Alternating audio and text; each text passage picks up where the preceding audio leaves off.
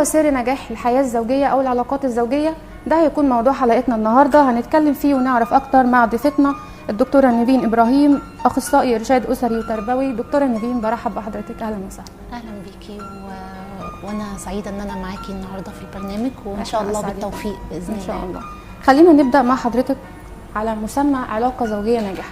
هل فعلا بيكون في علاقة زوجية ناجحة ولا ده مجرد مصطلح؟ يعني في حالات وصلت انها تكون علاقة زوجية ناجحة؟ طبعا في نماذج كويسة جدا، وانا اعرفها شخصيا كمان في الحياة عامة. يعني عايزة اقول لك على حاجة، لما بيكون الزوجين على درجة كبيرة من الفكر والوعي والرقي في التعامل، وكل واحد عارف حدوده وعارف واجباته وعارف ان الحياة الزوجية لها أسس أو يعني اللي هو إيه، كل واحد لازم يقوم بدوره، أكيد الحياة الزوجية بتبقى ناجحة وكويسة جدا يعني. وبيحصل درجة تفاهم ما بين الزوجين، يعني اللي هو عايزة أقولك إن يعني لو كل واحد فهم إن الحياة الزوجية دي مشاركة، والحياة الزوجية دي عاملة زي الميزان. لو حصل اتزان في العلاقة أكيد العلاقة هتنجح، لكن لو في كفة نزلت وكفة طلعت فده هيحصل خلل في العلاقة الزوجية، فبالتالي هتبقى الحياة الزوجية فاشلة. كل من الزوجين لو كل واحد فيهم عرف حدوده وعرف واجباته وعرف سيكولوجية المرأة، والمرأة درست عن سيكولوجية الرجل، ده بيأثر كتير بيأثر مشاكل كتيرة جاية في الحياة. لما بيكون في تفاهم، لما بيكون في يعني اللي هو ايه، التوافق تمام، او قرب وجهات النظر ما بينهم بين بعضيهم، اللي هو لا مش كلمتي انا اللي لازم تمشي، لا كلمتك انت اللي تمشي. مش ده النقطه الاساسيه. الفكره في ايه؟ الفكره في ايه الصالح اللي يمشي، الصالح اللي ينجح العلاقه ايه، او الصالح اللي يخلينا راضيين، اللي هو ما فيش اجبار، ما فيش اوامر، ما فيش، لا في تفاهم. في النقطه دي احنا هنعملها مع بعض، هنتعاون فيها، هتوصلنا لبر الامان مع بعض. لما بيبقى في رقي في التعامل، صدقيني الحياه الزوجيه بتبقى على درجه كبيره من النجاح. ولما بيكون في ود وفي تسامح، اهم حاجه التسامح، وان انا بفوت وان انا بعدي، ما بتلككش، ما بمسكش على الواحده، في عندي مرونه في التفكير، في عندي مرونه في التعامل، في عندي مرونه في افق واسع، في توافق كمان اجتماعي وما بين الزوجين. لازم لما بيكون الزوجين على درجة عالية من الفكر والوعي والضمير، وانه الاثنين بيتقوا ربنا في المعاملة مع بعض، فحقيقي بيبقوا لا زوجين ناجحين جدا، والحياة الزوجية بتبقى جميلة وحياة طيبة. طيب بالنسبة للتكافؤ التعليمي او التوافق، ده بيكون شرط لضمان نجاح علاقة زوجية؟ بصي عايزه اقول لك حاجه، مفيش علاقه لها ضمان في الدنيا دي. الحاجه الوحيده اللي ممكن تحمي العلاقه او تنجحها هي ان انا يا رب انا بستودعك العلاقه دي عندك، انك ربنا لو وفق، لو في توفيق من ربنا العلاقه هتمشي. لكن لو ما فيش توفيق وفي مثلا ورميت على ان ليا رصيد عنده او هو له رصيد عندي، او في حب او في قرابه، ما فيش الكلام ده.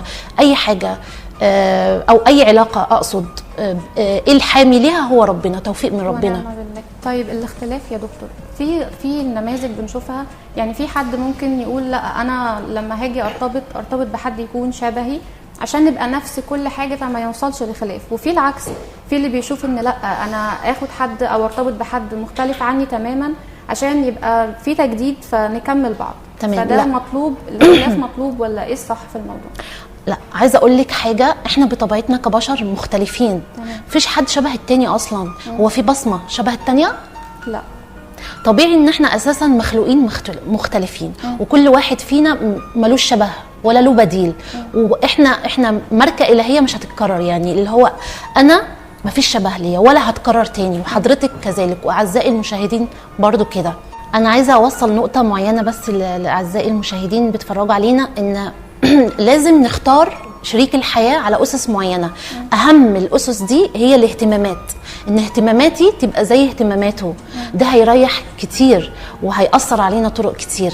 بس في ازاي؟ ناس بتشوف العكس، ان يعني بيحسوا بملل، يعني لما احنا الاثنين نبقى مهتمين بنفس الحاجات، طب ما انا اشوف بقى لا حد مختلف ويبقى فيه اهتمامات تانية، انا اجرب وهو يجرب، فيبقى في لينك في التعامل شويه. طيب انا من وجهة نظري انا الشخصية ومن دراسات ومشاكل اتعرضت عليا، لا، اهتماماتي لما تبقى زي اهتمامات جوزي او جوزي اهتماماته من اهتماماتي، ده بيأثر علينا مشاكل كتير. مثال، انا بحب مثلا هوايتي السفر، جوزي ما بيحبش السفر، يحب يخلص شغله ويجي يقعد في البيت. انا بقول مثال، أيوة. مش اللي هو عليا أيوة. انا عامة يعني. هو بيحب القعده في البيت، طب ما انا بحب السفر. هو دي نقطه خلاف فظيعه على فكره، بتبقى كبيره. طيب مثال تاني، انا مثلا بحب اشتغل وليا طموح واحب اطور من نفسي واغير من نفسي واطور فكري واغير حياتي. هو لا، روتيني جدا، وبالعكس في هجوم على العلم، وفي هجوم على الفكر الجديد، وفي هجوم على التغيير واغير ايه وبتاع ايه. لا، هو حابب الروتين ده. قولي لي فين التوافق؟ فين الحياه المتوافقه؟ فين التكافؤ؟ لا، لازم اهتماماتي تبقى زي اهتمامات شريك الحياه. والعكس، انا لما اجي ادور على شريك الحياه لازم اهتم ان هو يكون مهتم باللي انا مهتميه بيه. ده بيأثر طريق. وخلي بالك لما بيكونش في توافق او تكافؤ اجتماعي، ايا كان بقى، اللي هو التكافؤ المادي، التكافؤ العلمي، التكافؤ الفكري، التكافؤ الوعي، التكافؤ الطبقي، دي جايه من مكان ودي جايه من بيئه، لازم هيحصل فجوه ما بينهم. ليه؟ ده اتربى في بيئه ودي اتربت في بيئه ودي اتربت على عادات بالظبط. دي اتربت في عادات وتقاليد مختلفه وده كمان اتربى في عادات وتقاليد مختلفه، فمش هتلاقي في توافق، هتلاقي دايما في اختلاف. الاختلاف ده هيوصل لحلقه مفقوده، هم مش هيبقوا عارفين يوصلوا لنقطه يتقابلوا فيها بالظبط، وهيستهلكوا طاقه على الفاضي، كلام فاضي بيحصل، اللي هو انا مفيش تطور، مفيش تغيير، مفيش، انا حياه مش مجزيه، علاقه مرضيه، فبالتالي انا مفيش نجاح حياه زوجيه كده. فلازم انا اهتم ان انا وانا بختار شريك حياتي، دي حياه طويله، واللي هو مش انا بعمل تجربه وخلاص التجربه دي هتخلص وكل واحد فينا هيروح لحاله. لا، دي حياه طويله واهتمامات ومشاركه. الولاد الاطفال دول لازم لهم معامله معينه وطريقه في التربيه، هنبقى نتكلم بعدين، عايزين لها حلقه لوحدها. طبعا، لان الكلام كتير في الموضوع ده أكيد. فانا مش هعيش ولادي في جو كله مشاحنات وضغوط ويطلعوا شخصيات مش متزنه نفسيا، بالتالي المجتمع هيبقى هش ومش قوي. فانا لما اصدر للمجتمع نفسيه او شخصيات مش متزنه نفسيا، مش هيبقى مجتمع قوي طبعا. لا، انا اهتم جدا ان شريك حياتي ده تبقى حياتي معاه هاديه، في فكر، في وعي، في تطوير، في تغيير، في هدف بنسعى له احنا الاثنين، في حاجه معينه احنا مهتمين بيها. حتى ده بيكسر الملل بين الزوجين وبيقرب وجهات النظر وبيخلي حياه مختلفه، بيخلي ما فيش روتين، ما فيش ملل، في دايما انجذاب.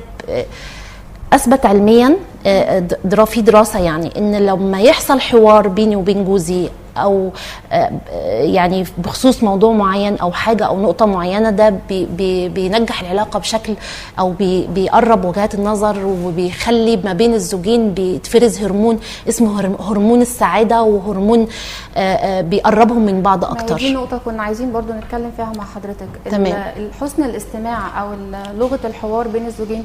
في كتير قوي ستات بتشتكي من يعني جوزي ما بيسمعنيش، انا محتاجه اتكلم، او هو مثلا طبعه ان هو قاعد ساكت على طول. فدي برضو دي برضو بتبقى مشكله، وبتبقى شكوى كتير من الستات اكتر من الرجاله. فالنقطه دي ايه اهميه حسن الاستماع والحوار يعني الكلام بين الزوجين؟ طبعا ما هو زي ما انا قلت كده، انه اثبت علميا ان مهم جدا جدا النقطه دي، لازم لغه الحوار ما بين الزوجين. في ستات يعني اللي هو ما بتختارش الاوقات المعينه عشان توصل لمرحله الحوار ما بينها وبين جوزها. عايزين بقى نعرفهم يعني ازاي يبداوا حاجه زي كده. تمام. هو اول حاجه تختار الوقت المناسب. ما هو ما ينفعش انا جوزي لسه داخل مثلا راجع من الشغل وتعبان والجو حر مثلا واروح صدمه بموضوع عايز فكر او عايز تركيز او كده. لا، استنى خالص لما هو يدخل ويهدى ويقعد ويتغدى، وكان هياخد مثلا شاور ويهدى خالص، يعني ونيجي نقعد تفضى شويه من اللي كان بره، وبعدين واسيبه هو يتكلم، انا ما اتكلمش خالص، سيبه هو يتكلم لغايه ما خلي بالك الرجاله ليهم طبع غير الستات خالص. لو الست فهمت الطبع ده والراجل فهم الطبع ده، هيقدروا ان هم يوصلوا لبر الامان مع بعض. الرجاله يحبوا كده يسرحوا في لا شيء، اللي هم سرحانين، ما جيش ناحيتهم، هم ممكن يقلبوا في التلفزيون كده، هو مش مركز مع التلفزيون، هو سارح في دنيا. دي طبيعه فسيولوجيه، هم اتخلقوا كده، كائنات لهم طبع معين كده. فانا استنى خالص لغايه ما يخرج من الدايره دي، واختار الوقت المناسب بقى، اضحك وهرج واخلي المود حلو، وبعدين ابتدي بقى اتكلم بقى. الست الذكيه هي اللي بتقدر تعمل ده، وبتتفنن في انها تجذب جوزها ليها بالحاجات. في حاجات كتير احنا ممكن نعمل حلقه للطرق دي بالظبط. فاللي هو مش صعب خالص، هو بس انت دربي نفسك وخدي كورسات كتير وتعلمي. التعليم والقرايه لهم دور كبير جدا جدا في ان الحياه تبقى طيبه. طيب يا دكتور، هننتقل بس لنقطه تانية. تمام. يعني هي تقريبا مش متداوله كتير عندنا، يعني تمام. المساحه والخصوصيه بين الزوجين. في ناس بتتعامل في النقطه دي غلط خالص، يعني بيقول لا انا ليا مساحته دي هو بيخلقها لنفسه وبيتصرف فيها بطريقته. يعني ممكن تكون طريقته غلط، ممكن تكون طريقته مش مناسبه يعني لزوجته، ما بيبقاش فاهم ان المساحه دي ان انا ممكن يعني اللي هو بس يبقى لي مساحتي، اللي هو مش كل حاجه ممكن احكيها. تمام. يعني الحته دي بالذات يعني مهمه جدا، مش هنظلم الرجاله، لا هي مهمه، الرجاله والستات يستغلوها غلط، فاحنا عايزين بس نوضحها. لا الاثنين مسؤولين عن ده. الزوج يدي المساحه الكافيه لزوجته، وكذلك الزوجه تدي المساحه الكافيه لزوجها، لان احنا اصلا خلقنا احرار. اللي خلقنا احرار، ما اجبرناش على حاجه، قال لنا في جنه وفي نار، وعرفنا طريق الجنه وعرفنا طريق النار. تمام، اعمل ده هتدخل الجنه، اعمل ده هتدخل النار. ما جيش انا بني ادم اروح اسقط الاجبار على بني ادم زيي، ما ينفعش. انا الهي خلقني حره، فلازم تسيب لي المساحه. زي ما بتخرج مع صحابك سيبني اخرج مع صحابي، زي ما بتشتغل وتحقق طموحك سيبني احقق طموحي، زي ما انت ليك خصوصيه على الموبايل بينك وبين صحابك، بينك وبين اهلك، سيب لي كمان المساحه دي. تمام. الزوجه تسيب جوزها يروح يقعد مع صحابه براحته خالص. لا الزن، الرجاله ما بيحبوش الزن. تمام، اللي هو انا مش هزن كتير ولا ههمل كتير، انا في الوسط، لا اتصل 6-7 مرات ولا اتصل مره ولا 2. خليني في الوسائط، يعني خليني خفيفه كده. اللي هو بص، دايما الرسول عليه الصلاه والسلام كان يختار الامور الايسر والامور الوسط. احنا لو مشينا على الوسطيه هنبقى مرتاحين، لكن هنكبر ونسقط احكام ونحاول نغير اللي قدامنا. لا، ما تغيرش اللي قدامك، انت تغير اللي قدامك ليه؟ انت تقول وجهه نظرك، احترمت اوكي، ما احترمتش وجهه نظرك خلاص هي حره. هو في البدايه كل طرف بيبقى متقبل التاني، بس بعد كده الموضوع فعلا بيتحول ان كل واحد عايز يغير الطرف التاني، يبقى نسخه غلط. انا ما غيرش الطرف ده، انا غير نفسي. انا اشوف انا عملت ايه عشان هي ما استجابتش لكلامي، واشوف انا عملت ايه عشان هو ما استجابش لكلامي، اغير من نفسي انا. لو كلنا اشتغلنا على نفسنا حقيقي حياتنا هتبقى جميله وطيبه. لكن نسقط الاحكام ونتهم بعض وننتقد بعض، الانتقاد ده بيودي في داهيه، يعني بجد بيودي في داهيه. اكتر حاجه بتنجح العلاقه ان الزوجه تمدح. الرجاله بيحبوا المدح، يحبوا امدحي على قد ما تبص على التافهه، امدحي كتير، هتحس ان زوجك ده بس العكس مطلوب برضه طبعا. يعني هو كمان يمدحها. يعني بصي، الانتقاد اكتر حاجه بتقتل العلاقه. انت تسقط عليا احكام وتنتقدني وانا طول الوقت وحشه، انا طول الوقت مش كويسه، لا وما بتعمليش حاجه. الجمله دي برضه ناس كتير بتشتكي منها. انت بتعملي ايه طول اليوم؟ يعني انت قاعده بتعملي ايه طول اليوم؟ بالظبط. في واحده انا اعرفها كانت بصي اللي هو الشغل شغل البيت، الولاد، المذاكره، مش عارفه ايه، وطول الوقت جوزها انت بتعملي ايه يعني، ده انت، وهو اصلا ما بيعملش حاجه، يعني هو اصلا يعني تافه وما بيعملش اي حاجه. يعني المفروض اللي يسقط احكامه وينتقد ده المفروض ان هو يكون حاجه بيرفكت، لكن بالعكس انا لما بنتقد انا من جوايا اصلا ناقص وحاسس بالنقص، فبالتالي انا بسقط النقص ده على اللي قدامي. عشان مش المفروض ان حد ينتقد بعيدا خالص، انا احترم هو تافه، هو احترم وجهات النظر، يعني هو ممكن يكون دوره ده دوره، مش شرط نقلل منه، هو ده دوره يعني. لا انا عايزه اقول لك حاجه، اللي بينتقد اللي قدامه ده هو اصلا حاسس جواه نقص، هو مش متظبط نفسيا جواه. هو لو حاسس بقيمه نفسه وحاسس ان هو مقدر نفسه وحابب نفسه عمره ما هينتقد اللي قدامه، لكن هو عشان حاسس بنقص فينقص من اللي قدامه عشان ينزل المتميز اللي قدامه ده، ينزله المستوى اللي هو النقص والحجم القليل اللي هو شايف نفسه فيه. ده علم نفس وصحه نفسيه. تمام. طيب المساواه، يعني احنا بنسمع طبعا الكلمه دي كتير، انا بس عايزه اعرف حضرتك معاها ولا مش معاها الجمله؟ لا يعني ضد تماما. وليه؟ عايزين نعرف ليه. احنا دلوقتي شفنا المراه وصلت لمراكز كتير، والراجل برضو يعني معروف، يعني مش هنتكلم عليه، بس الحته بقى اللي خلت ان المراه وصلت لمراكز مثلا فخلاص الست بقت زي الراجل، هل ده صح ولا مش صح؟ لا انا ضد تماما فكره المساواه. ليه؟ لان ربنا ميز الست بصفات ومميزات قويه جدا، وميز الراجل بصفات ومميزات قويه جدا، وكل منا ليه دور. ليه احنا بنغير الفطره؟ انا طالما اتجهت اتجاه عكس فطرتي حياتي بتلخبط، دي قاعده.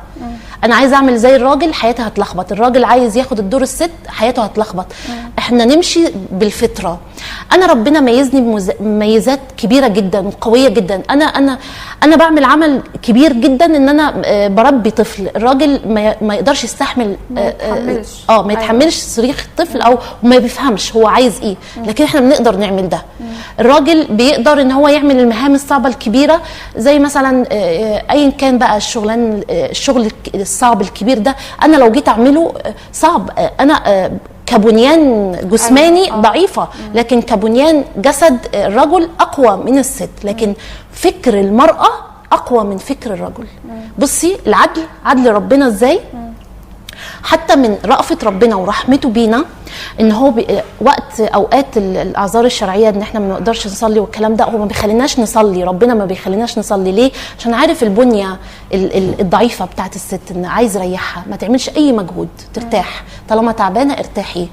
فعشان كده قال الرجال قوامون على النساء بما فضل بعضهم على بعض. النقطه دي كده هنتكلم فيها، بس احنا هنخليها للاخر علشان هي مفهومها برضو اوكي.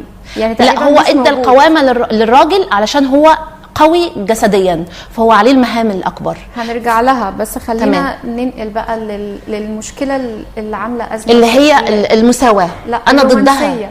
يعني طب نخلص المساواه الاول. اللي هي المساواه اساسا انا ضدها تماما، وكلام فاضي وخسرتنا كتير الحقيقه. الكلام الكتير في الموضوع ده خسرنا كتير. فانا لا، كل واحد له مميزاته وليه طبيعته الخاصه. الرومانسيه بيبقى نفس الطرفين هما اللي بيبقوا تعرفوا على بعض في الاول، هما نفس الطرفين اللي بيبقوا مع بعض بعد كده. ايه اللي بيحصل؟ والمفروض ان هما بيبقوا فاهمين ان بعد الزواج الدنيا هتقرب وهتبقى احسن. ايه اللي بيحصل؟ الرومانسيه بتختفي، هي ما بتبقاش موجوده، واكيد غيابها ده بيأثر على ان العلاقه تكون ناجحه. تمام. ليه بتختفي؟ يعني ايه اسباب؟ اي حاجه فيها خلل اعرفي ان في معلومه مغلوطه او معلومه ناقصه.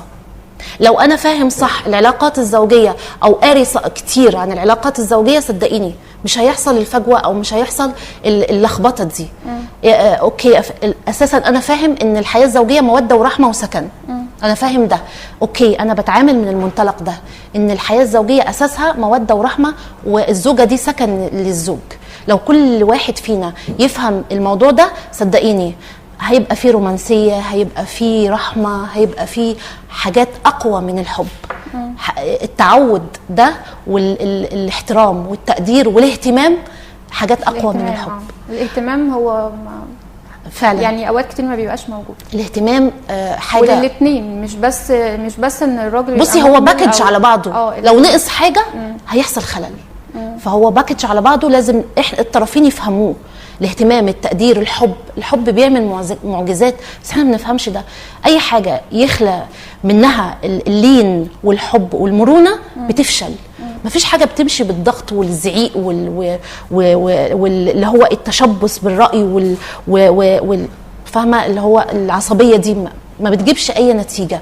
طول ما انا مرن، طول ما انا بتعامل بحب، بتعامل بود، بتعامل برحمه، بتعامل بان انا بتقي ربنا، انا مش بتعامل عشان العبد، انا بتعامل مع ربنا، حقيقي بيحصل فيه قرب ونجاح للعلاقه بشكل يعني بيوصلهم للحياه الطيبه. طيب حضرتك عارفه وسط الضغوط والحياه الصعبه طبعا اللي بيبقى الطرفين كل واحد بيقوم بدوره عشان يقدروا ان هم يواجهوا الحياه، التجديد بيكون صعب في وسط الظروف دي. ازاي نقدر ان احنا نجدد في حياتنا الزوجيه بس بطريقه نقدر ان احنا يعني تبقى حاجه مستمره، كل شويه يكون في تجديد وفي نفس الوقت ما يبقاش ضغط علينا؟ نتفنن، نخترع، هنتفنن، يعني نتجدد دايما، يعني نجيب افكار جديده. مثلا انا زي ما قلت في اول الحلقه ان لازم يكون في بين الزوجين حاجه اهتمامات. الاهتمامات دي طول ما هم بيسعوا لتحقيق الهدف بتاعهم، حاله السعي دي اصلا هي اصلا استمتاع وسعاده، وبيبقى فيها كل ما بيطلعوا يخلصوا مرحله هيتنقلوا لليفل تاني، من ليفل لليفل تاني، هيلاقوا فيه متعه كبيره وتغيير كتير، وهيقابلوا في طريقهم اللي هو ايه، لا مفيش ملل، مفيش كل يوم حاجه، كل يوم حاجه. فهو لازم يكون في هدف مشترك ما بين الزوجين وحاجه يهتموا بيها، علشان حته الروتين والملل وفكره اللي هو النهارده زي بكره وبكره زي كل يوم زي هو تمام. انا اعرف نماذج ده حقيقه وعلى ارض الواقع، مش خيال ولا انا بتكلم كلام كده اللي هو ملوش لازمه، لا هما الاثنين عندهم هدف، بداوا من الصفر مع بعض، دلوقتي بقوا من اشهر الناس عالميا بسبب تحقيق الهدف بتاعهم، اللي هم كانوا مستمتعين في حاله السعي لغايه ما وصلوا للهدف، استمتعوا اكتر. طيب خلينا اخر حاجه نتكلم فيها، بس هنكون باختصار عشان وقت حلقتنا بيخلص. القوامه عايزين بس نوصل مفهومها، لان مفهومها غلط عند ناس كتير جدا، عشان نختم بيها ونوصل منها نصيحه للزوج والزوجه ازاي يقدروا يعدوا الازمات. كل راجل لازم يفهم ان القوامه ما هياش تشريف، القوامه تكليف. يعني ايه الكلام ده؟ يعني الراجل مخلوق لخدمه الست كبنيان قوي، كمان بنيان جسدي هو قوي.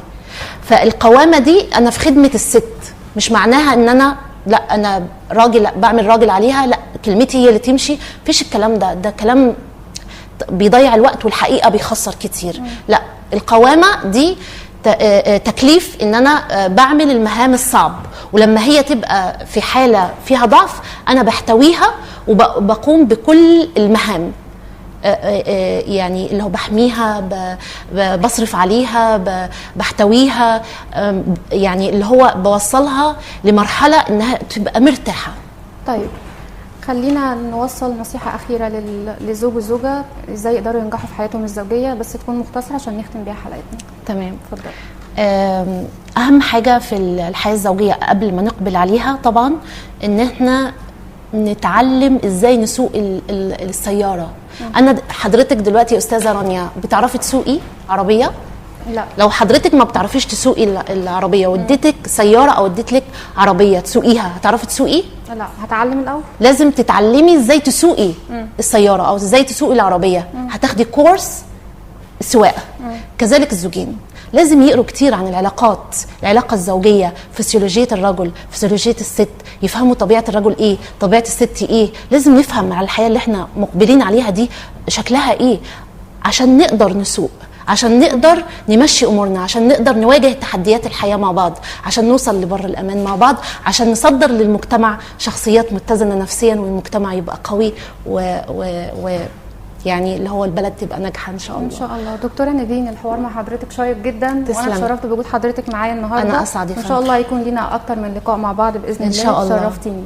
تسلمي لي، وان شاء الله بالتوفيق والنجاح ليكي باذن الله. شكرا لحضرتك. تسلمي. مشاهدينا بشكركم جدا على المتابعه، كده حلقتنا النهارده بتكون خلصت.